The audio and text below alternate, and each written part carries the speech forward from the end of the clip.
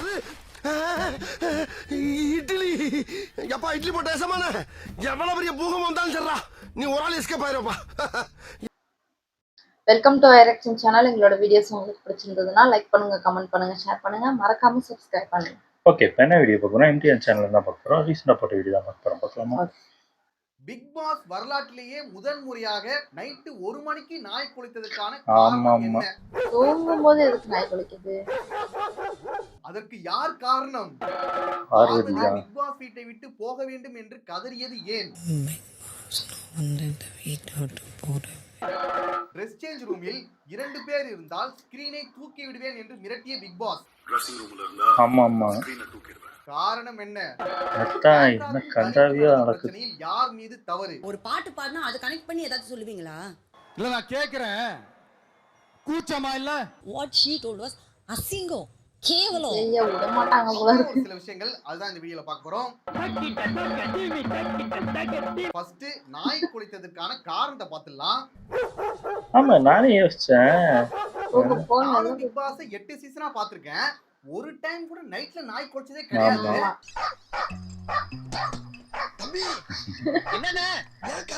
பகல்ல யாராவது தூங்காம இருந்தாங்கன்னா நாய் குலைக்கும். ஆனா நைட்ல நாய் குலைச்சதே கிடையாது. இது மார்கழி மாசம் நைட்ல நாய் குலைச்சதுன்னா கண்ட ரீசன்காக இருக்கும், அது நமக்கு தெரியும். ஆனா பிக் பாஸ் வீட்டுக்குள்ள நாய் குலைச்சதுக்கான காரணம் என்னன்னா அதுதான் இப்ப பார்க்க போறோம். இது குளிர்காலம், கண்ட ரீசனா நாய் குலைக்கும், அதெல்லாம் பார்க்க கூடாது. பேட் இது வரைக்கும் அப்படி குலைச்சதே இல்ல. எல்லாரும் கானா பாக்ஸ் பாடிட்டு வெளியில படுத்து தூங்கிட்டு இருக்காங்க. என்னமோ காலையில எந்திச்சு போகும்போது யாரும் இருக்க மாட்டீங்கன்னா மட்டும் படுத்துட்டு அவங்க எல்லாரும் வெளியில படுத்திருக்கும் போது 2 பேர் மட்டும் உள்ள போறாங்க. Good night, good night. அது யாருன்னா பார்வதியும் கமருதனும். Good night, good night.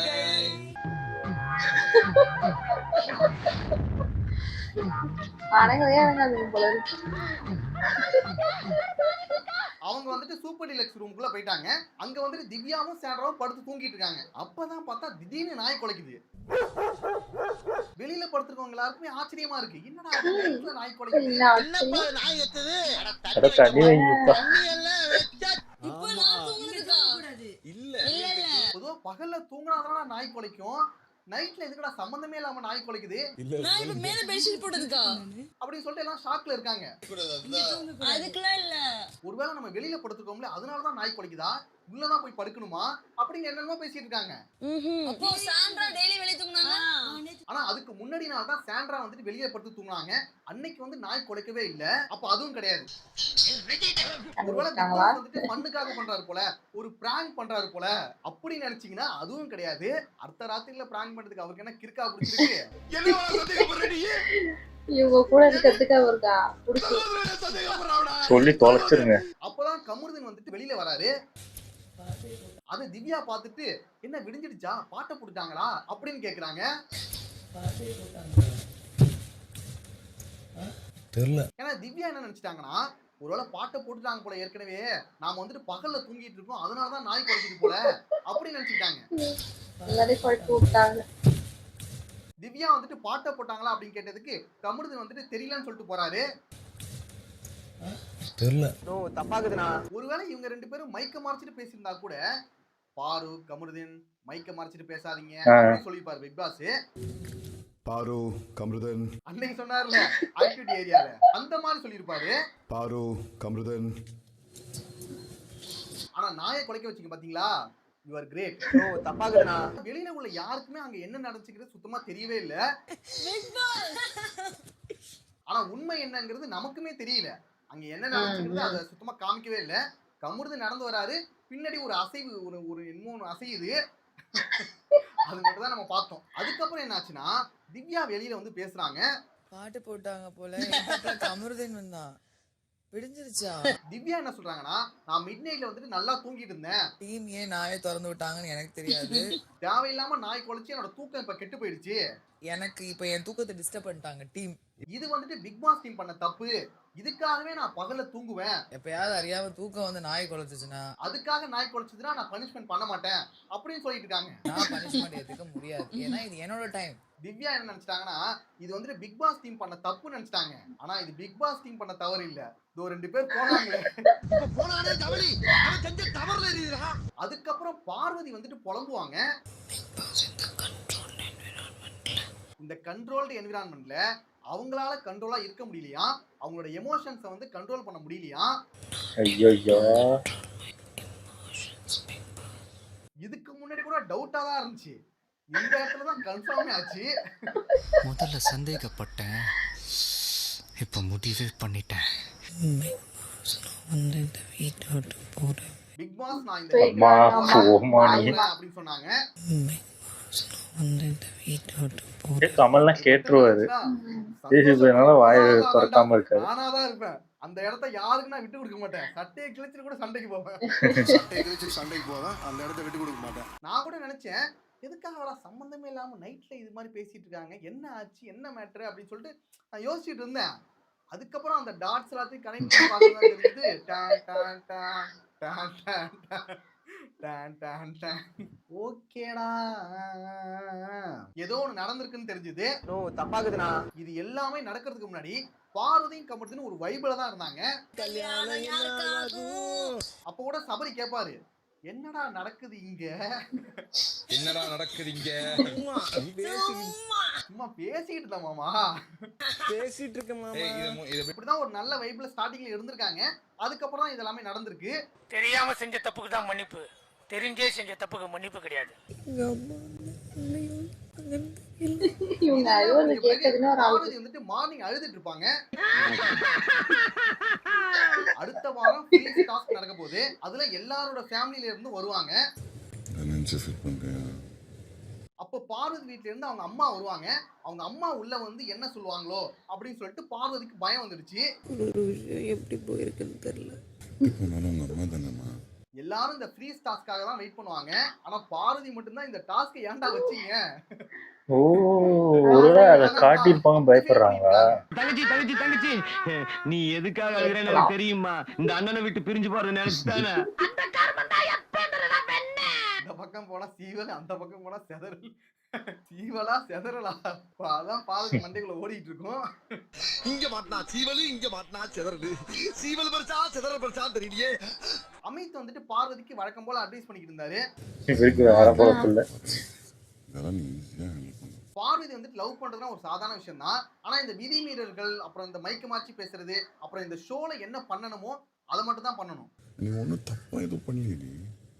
பர்சனலா ஏதாவது இருந்துச்சுன்னா அது வெளியில பாத்துக்கலாம். இது ஒரு ஷோ, இதுல வந்துட்டு இவ்வளவு கேமரா இருக்கு, மைக் இருக்கு, 24 ஹவர்ஸ் வந்து லைவ் வேற ஓடிட்டு இருக்கு. அதுல வந்துட்டு நாம ஒரு லிமிட்டோட இருக்கணும், அவ்வளவுதான். இப்படி வந்து போயிருக்கோம் எங்க. மத்தபடி நம்ம ஒன்றும் சொல்றதுக்கு இல்ல. நான் இதுக்கு மேல சொல்றதுக்கு இல்ல. உங்க பாண்ட் ரொம்ப கியூட்டா தான் இருக்கு. இது வந்து எப்படி தப்பா போகும்னு எனக்கு தெரியல. அமித் வேற அடிக்கடி இந்த குபீர் காமெடிகள் பண்ணிடுறாரு. இதுதான் ஃபர்ஸ்ட் டைம் லாஸ்ட் டைம். இதுக்கப்புறம் இது மாதிரி பண்ணாதீங்க. இதுவே ஃபர்ஸ்ட் அண்ட் லாஸ்டா இருக்கட்டும், 10 மில்லியன் தட்டிடுவாங்க. அப்புறம் அமித் போன பிறகு கமருதீன் வராரு. சத்தியமா சொல்றேன், நான் எதுக்கும் பயப்படவே மாட்டேன். நீ இருப்ப. நான் இருப்பேன். கமருதீன் வந்துட்டு ஹோப்னா கொடுக்குறாரு, நான் உன்னை விட்டு போக மாட்டேன், நம்ம 2 பேரும் வெளியே போயிட்டு கல்யாணம் பண்ணிக்கலாம் அப்படி இப்படின்னா பேசிக்கிறாங்க. கேம் இல்ல இது. சத்தியமா கேம் இல்ல பாரு, கல்யாணம் பண்ணிக்கலாமான்னு கேட்பாங்க இங்க. எனக்கு ஒண்ணும் தெரியாத, நான் உன்னதாண்டா நம்பிட்டு இருக்கேன். கவலைப்படாத, இன்னும் 10 நாள் டைம் இருக்குல்ல, அதுக்குள்ள எல்லாத்தையும் நான் கரெக்ட் பண்ணிடுறேன். என்னவோடா, என்ன கை விட்டுறாதடா. கல்யாணம் பண்ற ரேஞ்சுக்கு ஓ, போயிட்டாங்க. ஒருவேளை ஏதோ முடிஞ்சு போச்சா? ஓகே, நல்லா இருந்தா சரி, நல்லா இருங்க. நானும் சொல்றேன், கேம்லாம் இல்லடா. ஓகே. பிக் பாஸ்ல இப்ப அடுத்த கப்பல் உருவாக்கிட்டாங்க. பார்க்கலாம் வெளியில வந்து என்ன நடக்குதுன்னு பார்க்கலாம். ஆனா உனக்கு தான் வரல பட்டர்ஃப்ளை. இப்போ வருது. இது எங்க போயிடுச்சுன்னா ப்ரொபோசல் வரைக்கும் போயிடும். ப்ரப்போஸ் பண்ணுவாங்க. கமருதீன் வந்துட்டு பார்வதி கிட்ட ப்ரொபோஸ் பண்றதுக்காக வருவாரு. ப்ரப்போஸ் பண்ணுவாங்க. அப்பதான் நம்ம கானாவின் உள்ள வந்துருவாரு.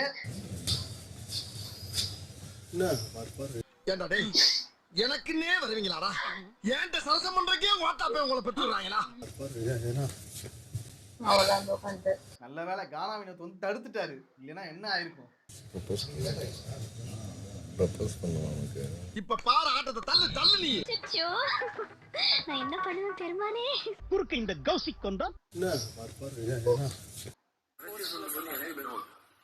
அப்புறம் பிக் பாஸ் வந்துட்டு ஒரு வார்னிங் ஒன்னு கொடுத்தாரு. ஆமா, அத பாத்துடலாம். யாராவது 2 பேர் ட்ரெஸ்ஸிங் ரூம்ல இருந்தா ஸ்கிரீனை தூக்கிடுவேன்.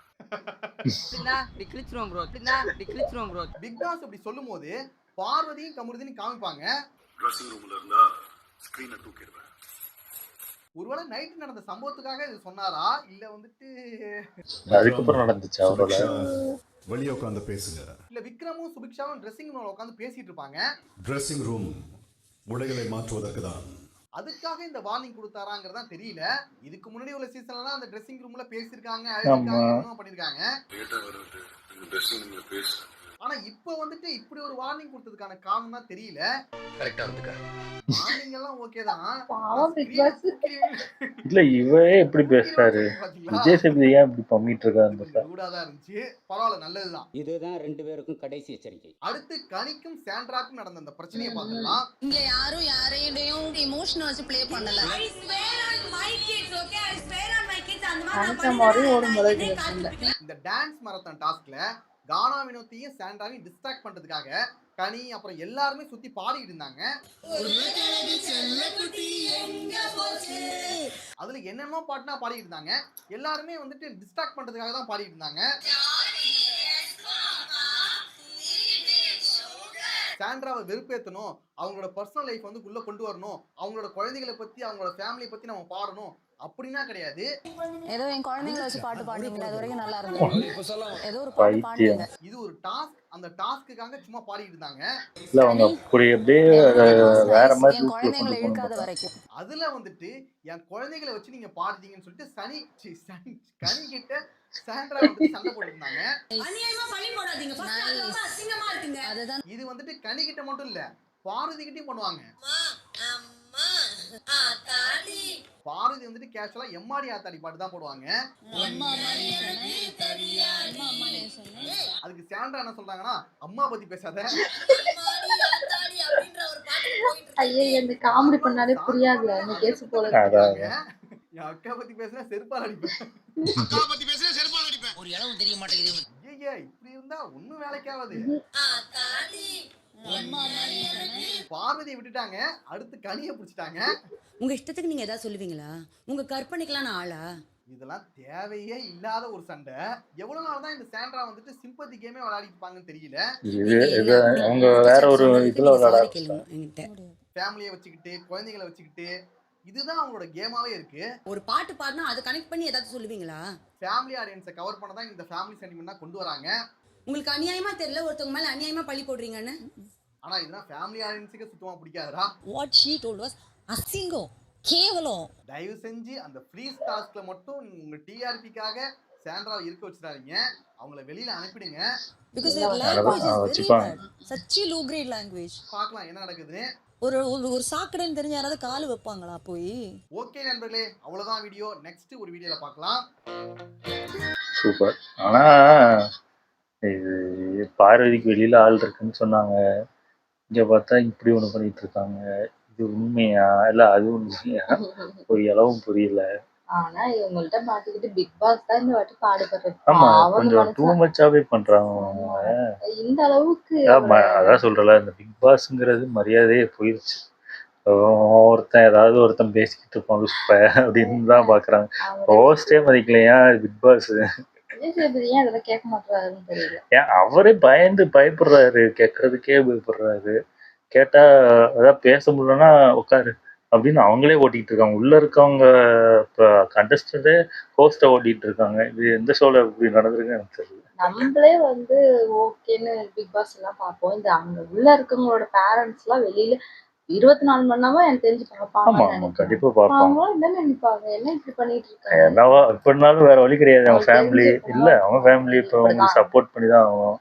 வேற வழி கிடையாது. அவங்க பொறுத்த வரைக்கும் அவங்க வீட்டுல இருக்கவங்க அவங்க நல்லவங்க தான். இப்ப நம்ம வீட்டுல இருந்து யாராவது போனா அவங்களுக்கு சாதகமா தான் நம்ம பார்ப்போம். அவங்க பண்றதுதான் கரெக்ட், மத்தவங்க எல்லாம் பண்றதும் தப்பு. அப்படிதான் எல்லாரோட ஃபேமிலியும் அப்படிதான் பார்ப்பாங்க. அது எல்லாம் போட்டு அருவையை போட்டு அருவா இருப்பாங்க. அது மட்டும் எனக்கு தெரிஞ்சு அடுத்த வாரம் எனக்கு தெரிஞ்சு பாக்குறதே வேஸ்ட். ஓகே, எங்க வீடியோஸ் உங்களுக்கு பிடிச்சிருந்தா லைக் பண்ணுங்க, ஷேர் பண்ணுங்க, கமெண்ட் பண்ணுங்க, மறக்காம சப்ஸ்கிரைப் பண்ணுங்க. எல்லாருக்கும்